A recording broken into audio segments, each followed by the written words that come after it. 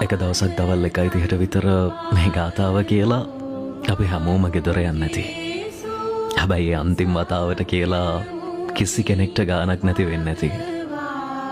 මං හිතනවා අපි හැමෝගෙම හිතේ තිබුණේ ඉක්මනින් ඉස්කෝල ඉවර කරලා නිදහසේ ජීවත් වෙන්න ඕන කියන හැඟීම විතරයි.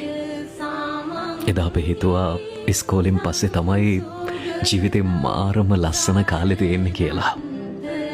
හැබැයි අද තමයි තේරෙන්නේ අපේ ජීවිතේ තිබුණ ලස්සනම කාලය ඒ ඉස්කෝලේ කාලේ කියලා.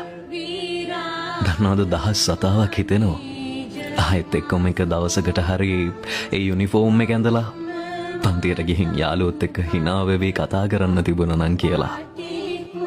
ගාතාව ඉවර වෙලා බෙල් එක වැදුන ඒ මොහොතත් එක්කම දන්නවද අපේ ජීවිතේ තිබුණ ලස්සනම නිදහසත් එතනම නතර වුණා. හැබැයි මම විශ්වාස කරනවා ආයෙත් කවදාවත් යන්න බැරි ලස්සන මතකය හැමදාමත් අපි හැමෝගෙම හිතවල හැමෝගෙම කියන්න බෑ. කාගෙම හරි හිතක එහෙම නැත්තම් හිත කොනක අනිවාර්යෙන්ම තනි වෙලා තියේවි. අපේම පාසල අපේම මවවිය එදවස් අප හට නැත ආයේ